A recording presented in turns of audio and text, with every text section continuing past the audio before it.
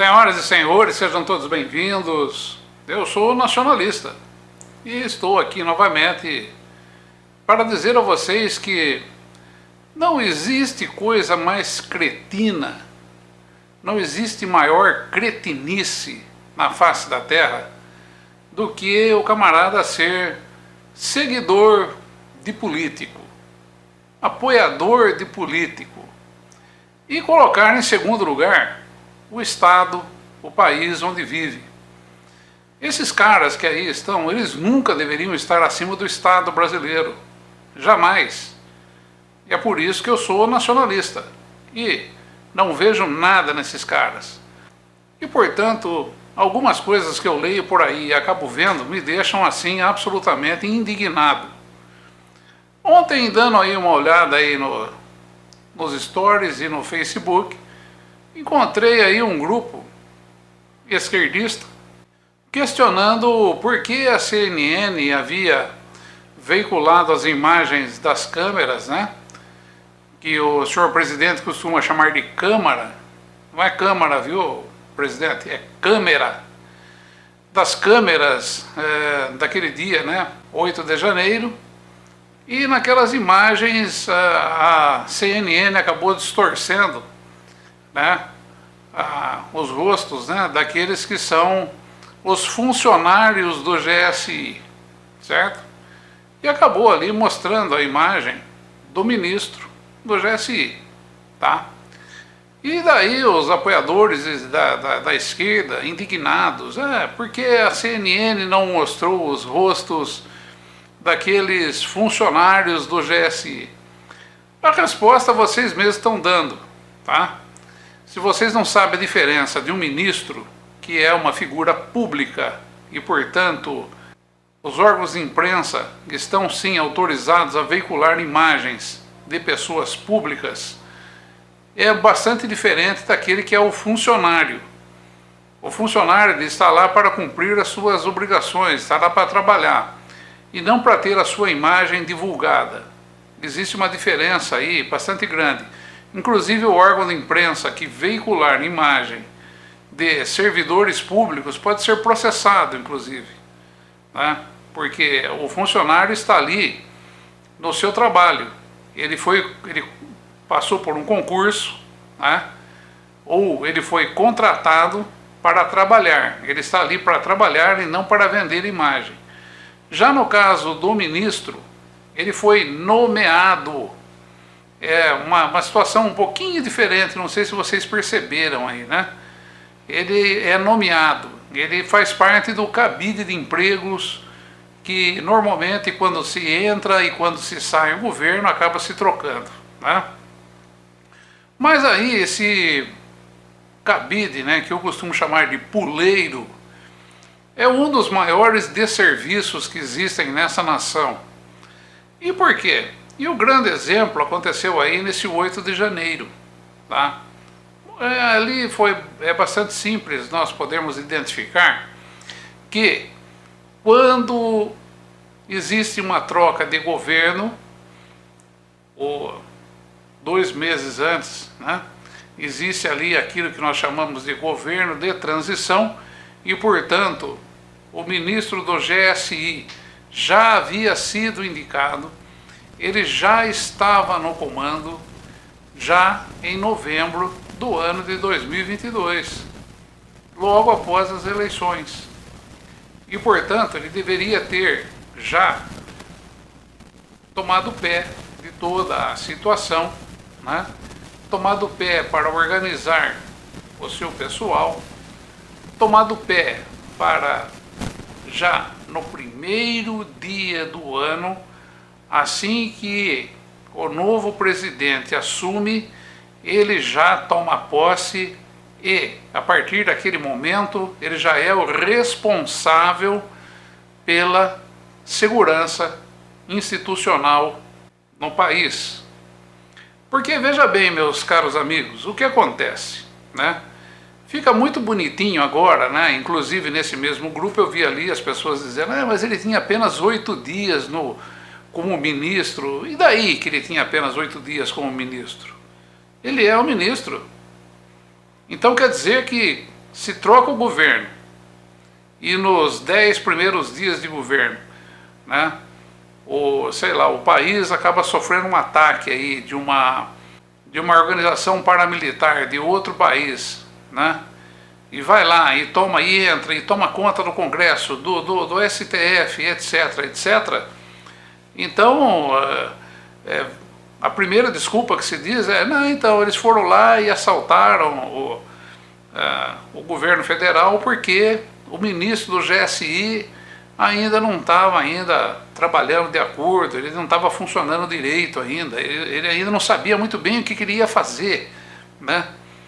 É uma tremenda uma balela, é uma tremenda uma vergonha, sabe? E o pior de tudo isso, né, é que eu vejo aqui e ali uma série de políticos aí papagaiando a respeito de políticas públicas e sem saber do que se trata, sabe? Falando besteira, falando asneira, entende? Nós estamos aqui no modelo, esse modelo que existe aí, né?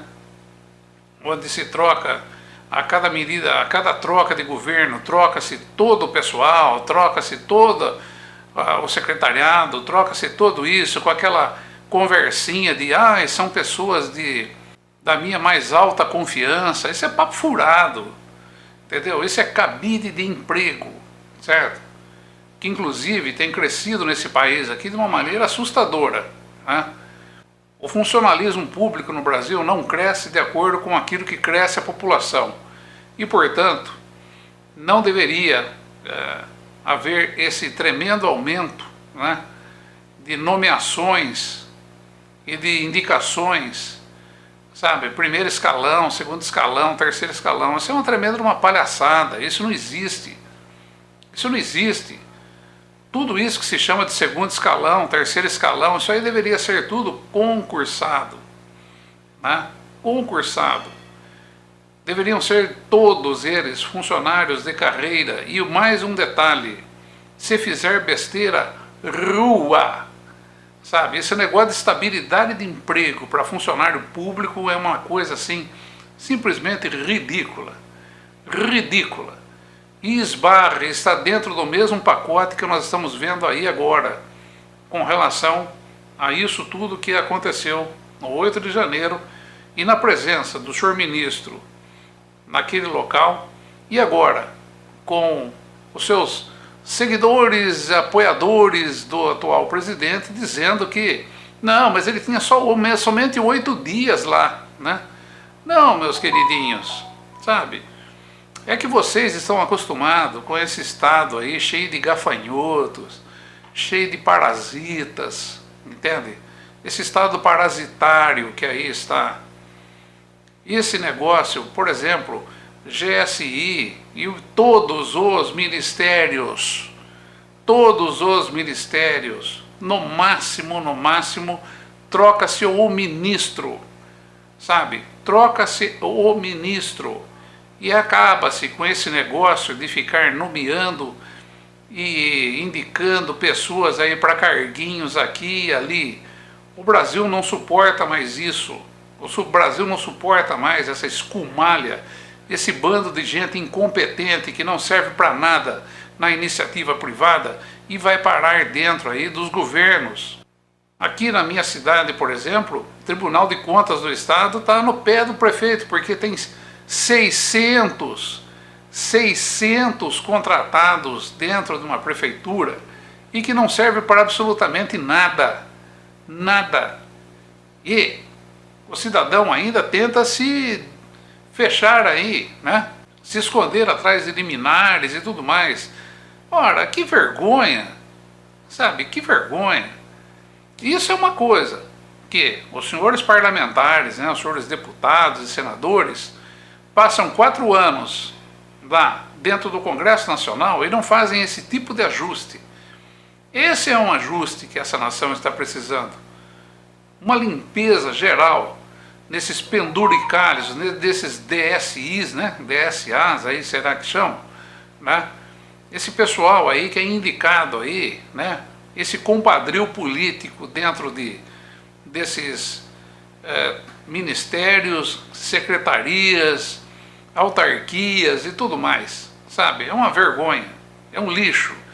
Quando se fala das estatais, que são cabides de emprego, e se esquece que o governo federal, o governo estadual, os governos municipais são da mesma forma cabides de emprego e muito maiores do que qualquer estatal que existe nesse país, é que, sabe, vem até mim a indignação, né?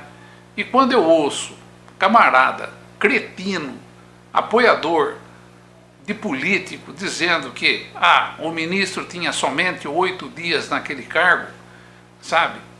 É porque a coisa realmente está indo para o brejo. Porque, conforme eu disse, bastava um grupamento paramilitar de outro país, né, invadir, tomar conta do governo central do Brasil, de verdade, não é com um velhinho de 50 anos, não, que com a Bíblia embaixo do braço, que foi parar lá em Brasília e acabou sendo preso. Não estou falando desses aí, não, sabe? Eu estou falando de ataques reais de paramilitares contra o governo brasileiro, sabe? E eles irem lá, tomarem de assalto, e daí vem a desculpinha. Porque o ministro do GSI, ele ainda tinha somente 8 dias no cargo. Vocês estão percebendo a imbecilidade? Vocês estão percebendo o buraco disso tudo? Vamos lá então.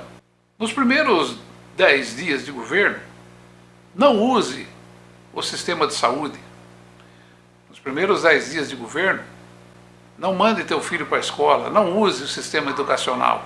Nos primeiros 10 dias de governo, meio ambiente que se exploda.